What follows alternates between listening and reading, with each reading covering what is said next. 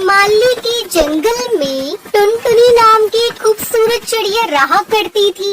वो पूरा दिन अपने घोंसले की देखभाल करती रहती। टुनटुनी चिड़िया बहुत ही मेहनती चिड़िया थी। वो जंगलों में सारा दिन भोजन की तलाश में घूमती रहती। उसी जंगल में एक कालू कौवा भी रहा करता था। वो हमेशा जंगल में घूमता रहता और खा पी कर आराम से सोया रहता। वो बहुत ही आलसी और कामचोर कौवा था।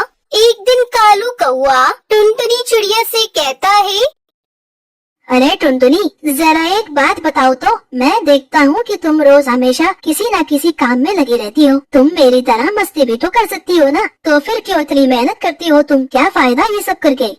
कालू कौवे की ये बात सुनकर टुनटुनी चिड़िया उससे कहती है, दरअसल बात ये है कि कालू भाई, अब कुछ ही दिनों में बरसात का मौसम आ जाएगा, इसलिए मैं खाने के लिए भोजन और रहने के लिए घोंसले की मरम्मत कर रही हूँ, ताकि बरसात के दिनों में ना ही मुझे भूखा रहना पड़े और ना ही बारिश में भीगना पड़े। मैं तो कहती हूँ आप भी अपने घोंसले की मरम्मत कर लीजिए। बरसात का मौसम जल्द आने वाला है, फिर आप अपने घर में आराम से रहना और बारिश के मजे लेना।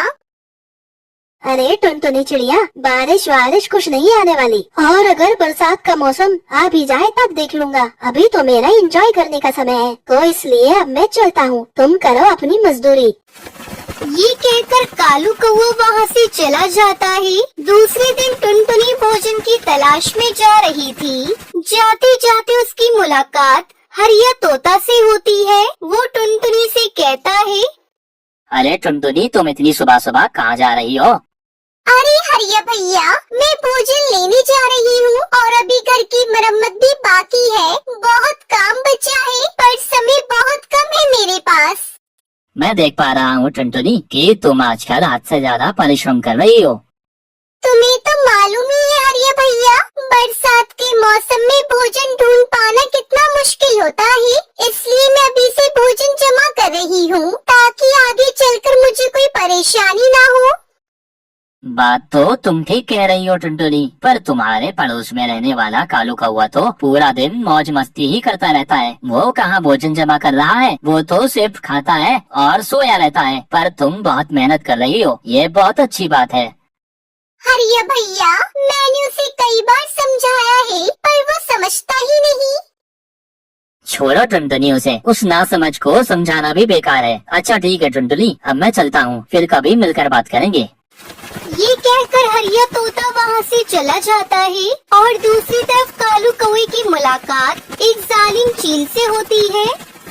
क्या कालू भाई, आजकल तो आप बहुत मौज मस्ती कर रहे हैं, खूब मजे ले रहे हो जिंदगी के, और एक हम हैं जो भूख से बेहाल फिर रहे हैं। अरे चील भाई, अब मौज मस्ती कहाँ रही पहले की तरह। मेरे पड़ोस में एक टुनटुनी चिड़िया रहती है, वो मुझे हमेशा ज्ञान देती रहती है। उसकी वजह से मैं चैन से न सो पा रहा हूँ और न ही चैन से रह पा रहा हूँ। मेरी जिंदगी बड़ी मुश्किल में पड़ गई है। कालू कौवे, मैंने तुझसे कई बार कहा था कि उस टुनटुनी को किसी भी तरह मेरे हत्थे लगा दो, मैं उसका कचूमर बना दूंगा। मैंने बहुत दिनों से किसी पक्षी का मांस भी नहीं खाया है, तुम्हारी मुसीबत भी दूर हो जाती और मेरे पेट की भूख भी मिट जाती। अरे चील भाई, उस टुनटुनी चिड़िया को पकड़ना इतना आसान नहीं है। वो बहुत होशियार चिड़िया है। चील भाई, उसे मारकर खाना इतना आसान नहीं है। मुझसे इतना कठिन काम नहीं हो पाएगा। आप अपने लिए कोई और शिकारी ढूंढिए। ये सुनकर चील को गुस्सा आ जाता है। वो कालू से कहता है, तुम इतने आलसी हो, तुमसे अपना खाना तो ढूंढना नहीं चाहता। तुम मेरी क्या मदद करोगे उस टुनटुनी को पकड़ने में? चलो हटो यहाँ से, तुम तो मेरे किसी काम के नहीं हो। ये कहकर चील वहाँ से चला जाता है। कुछ ही दिनों बाद बरसात का मौसम आ जाता है और मूसलाधार बारिश होने लगती है। इधर टुनटुनी चिड़िया अपने घोंसले में आराम से बैठी रहती है और बारिश में भीगने के कारण कालू कौवा ठंड से कांपने लगता है। उसे देखकर टुनटुनी चिड़िया उससे कहती है, देखा कालू भैया, मैंने आपसे पहले ही कहा था कि घोंसला बना लीजिए, बरसात का मौसम आने वाला है, पर आपने मेरी एक बात भी ना मानी। अगर आप मेरी बातें मानकर घोंसला बना लेते तो आज इस तरह बारिश में भीगना नहीं पड़ता।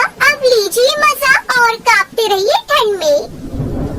टुनटुनी चिड़िया की ऐसी बातें सुनकर कालू कौवे को बहुत गुस्सा आ जाता है। वो उड़ता हुआ उसके पास जाता है और टुनटुनी के घोंसले को नीचे गिरा देता है।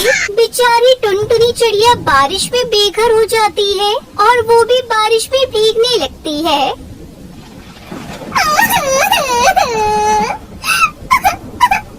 कालू भाई, ये आपने क्या किया? मेरा घर तोड़ दिया।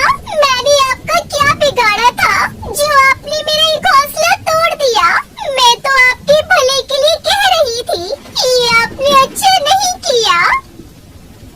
चल चुप कर, आई बड़ी मुझे ज्ञान देने वाली। अब तू भी इस बारिश में भीग कर मर जा मेरी बला से। टर्टल बोलकर मेरे दिमाग की दही करके रखती है। ये कहकर कालू कौवा वहाँ से चला जाता है। बेचारी टुनटुनी चिड़िया अपने टूटे घर को देखकर रोने लगती है। तभी एक बूढ़ा गिद्ध वहाँ आता है और वो टुनटुनी से कहता है, चुप हो जा बेटा, परेशान मत हो। मैं हूँ ना, मैं तेरी मदद करूँगा। मैं जानता हूँ कैसे उस दुष्ट कालू कौवे ने तेरा घर तोड़ दिया। बेटा टुनटुनी, मैं कोई मामूली पक्षी नहीं हूँ, बल्कि मैं एक जादुई गिद्ध हूँ। मेरे पास बहुत अद्भुत शक्तियाँ हैं, जिससे मैं तुम्हारी मदद करना चाहता हूँ। पर पापा, आप मेरी मदद क्यों करेंगे? मैं तो आपको जानती भी नहीं हूँ। बेटा, मैं तुम्हें रोजाना मेहनत करता हुआ देखता था और मैं मेहनती और जरूरतमंद पक्षियों की मदद करता हूँ। ये लो बेटा जादुई अंडा, इसे तुम नीचे जमीन में दबा दो, फिर देखो क्या होता है।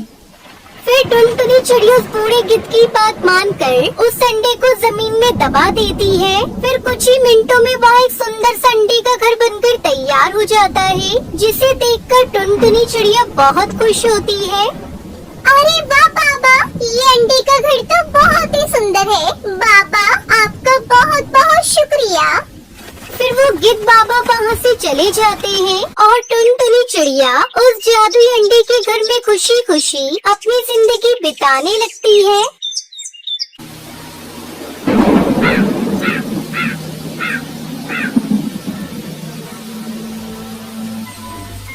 सुंदरवन के जंगल में कालू कौवा अपनी पत्नी और बूढ़े माँ बाप के साथ रहता था। कालू फल बेचा करता था। एक दिन जब कालू शाम को फल बेचकर घर आया तो अपनी पत्नी को काम करता देखकर उससे कहता है, अरे तुम आ गई मायके से, चलो अच्छा हुआ। रोज रोज भोजन पकाते पकाते मैं थक जाता था। ये चूल्हा चौकी का काम तुम ही अच्छे से करती हो। अब आ गई हो तो एक कप मेरे लिए चाय बना दो। तुम्हारे हाथ की बनी हुई चाय पिए तो हफ्ते गुजर गए। कालू कौवा अपनी पत्नी की तारीफ करता है, लेकिन टुनटुनी गुस्से से फूट पड़ी।